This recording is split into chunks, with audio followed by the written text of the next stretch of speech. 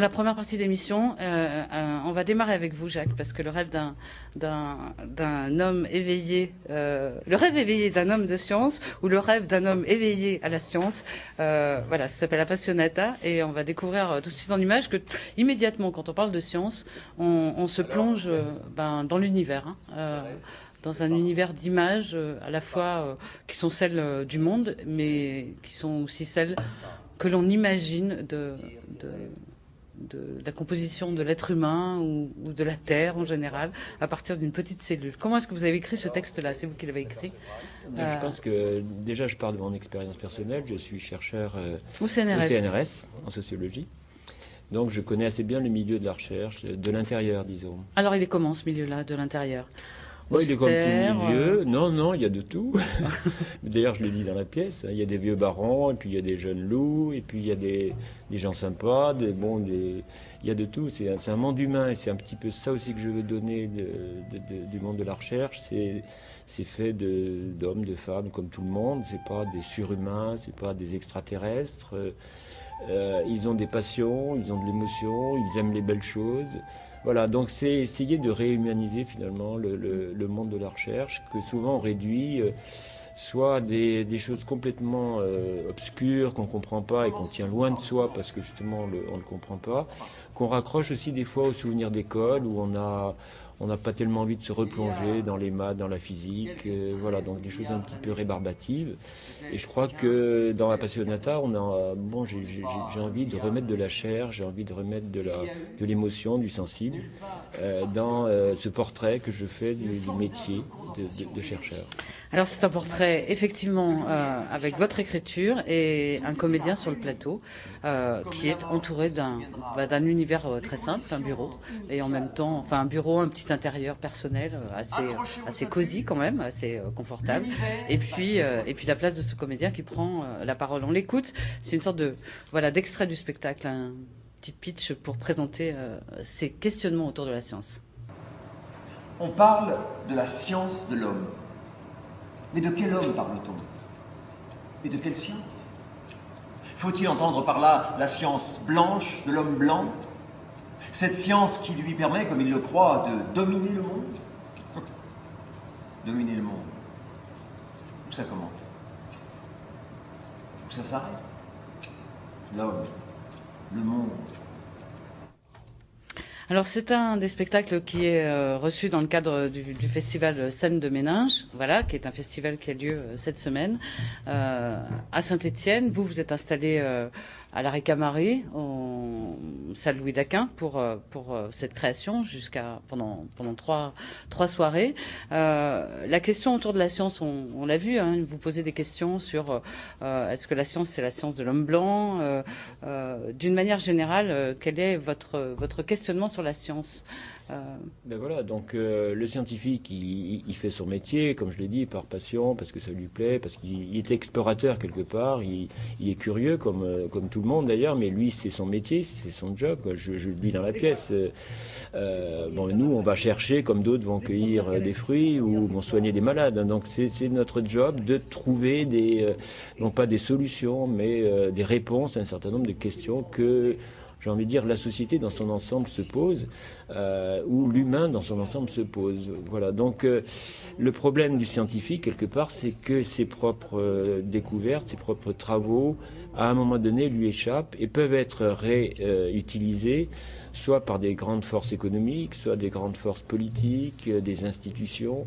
Alors il y a une espèce de gap. Alors qu'est-ce qu'on subit quand on est chercheur? Est-ce que ça fait partie des questionnements ou en tous les cas de la parole que vous souhaitez? Oui, je pense que le scientifique c'est pas parce qu'il est dans ses équations ou dans ses expériences biologiques qu'il ne vit pas en société. Donc il y a une conscience sociale, disons, du chercheur qui veut prendre part. Ça ne veut pas dire qu'il refuse qu'on utilise ses découvertes, mais il veut prendre part aux décisions qui sont prises par rapport à ces enjeux.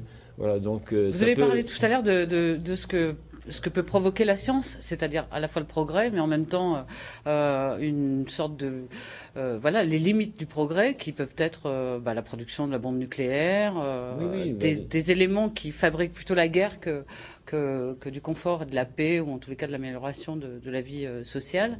Voilà. Alors on a souvent en tête ces grands exemples de la bombe atomique, des armes, mais il y a actuellement dans tous les pays développés, la science s'introduit dans des tas de domaines qu'on soupçonne pas, dans ce qu'on mange, dans ce qu'on pense, dans ce qu'on conduit. Il y a de la science quelque part un peu partout. C'est-à-dire que la science est enrôlée en fait pour nous dire, comme je le dis, je fais dire à l'acteur, de nouveaux désirs, de nouveaux besoins, de nouveaux produits, de nouveaux emplois. On charge beaucoup la barque de la science pour quelque part faire avancer les sociétés qui sont un petit peu, dans certains cas, dans des impasses. Donc la science devient un enjeu énorme quelque part qui demande à ce qu'elle soit justement repris en charge ou pris en charge non seulement par les scientifiques mais aussi par le citoyen. Donc voilà, c'est un peu le message entre guillemets de cette pièce. Alors moi j'ai vu la pièce qui était pour l'instant reprise, donc voilà, c'était un temps de répétition, c'est des images que vous découvrez. Dans ces images-là, on découvre que l'univers que vous proposez, c'est pas simplement cette réflexion-là autour de la science qui a l'air à la fois de vous passionner et en même temps vous vivez avec, forcément. C'est aussi un univers d'images. De son, des images qui sont quelques images un peu techniques, je disais tout à l'heure de cellules, mais il y a aussi beaucoup d'images d'humains, de gens qui vivent dans le quotidien. Le résultat, je peux vous donner mon sentiment. Je sais pas, c'est très reposant en même temps d'avoir quelqu'un qui parle, qui se pose des questions, qui répond tranquillement, en prenant le temps de les poser, d'y répondre, tout en étant baladé dans des images qui sont un peu celles de notre quotidien. On n'est pas simplement emmené dans un univers abstrait ou très très scientifique. Donc voilà, je vous conseille quand même aux téléspectateurs d'aller jusqu'à la salle Louis Daquin à la Récamarie découvrir Appassionata, parce que effectivement il y a ce temps de repos. C'était l'objectif que vous aviez en pensant au public. Qu'est-ce que vous souvent je dis à l'acteur de ralentir le rythme, de donner au spectateur le temps d'apprécier, de s'imprégner de ce qui vient d'être dit. Donc je pense que ça se traduit aussi par une forme de confiance. Je crois qu'il y a un propos qui est tenu dans cette pièce, qui est un propos serein, qui est aussi un propos ferme, de vigilance, mais tout à fait sur le mode de la douceur. C'est-à-dire qu'on n'a pas besoin forcément de se mettre en colère. On peut dire les choses importantes, on peut les dire de façon très calme, et ça n'a peut-être que d'autant plus de portée. Il y a juste une dimension qui m'est apparue au fur et à mesure que je vois et revois la pièce. C'est une dimension un petit peu anthropologique, c'est-à-dire que finalement, on démarre avec quelque chose qui est très social sur le métier, et petit à petit, et les images qu'on voit à la fin... Oui, c'est justement la dernière question que je voulais vous poser. Pourquoi est-ce qu'on termine vous terminez cette pièce dans un face-à-face entre l'homme et le singe? J'ai envie de dire que c'est plus qu'un face-à-face. Ça veut dire qu'on n'a pas trouvé encore de réponse sur la place de la science quelque part, aujourd'hui, on est confronté à cette limite entre le monde humain et le monde animal. L'animalité dans l'humain, ça devient une question. Le fait que les animaux puissent avoir une culture, une intelligence, c'est aussi une question. Et je crois que c'est pas donc un face-à-face, c'est plutôt un compagnonnage sur lequel la pièce se clôt. C'est-à-dire il y a ce gorille qui est d'ailleurs le Platon du musée de Saint-Martin-la-Plaine. Saint-Martin-la-Plaine, voilà, qui nous a gentiment autorisé à filmer Platon. Et alors avec un nom comme ça, bien sûr, ça tombe bien.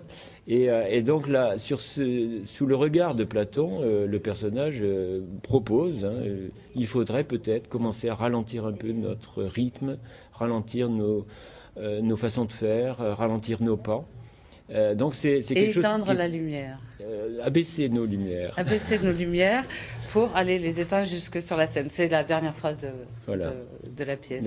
Voilà, qui nous ramène à la fois au théâtre, entre science et théâtre. Je vous le dis, c'est un très très bon moment de théâtre et de questionnement sur lesquels, effectivement, on retrouve un peu de sérénité sur des questions pas très faciles.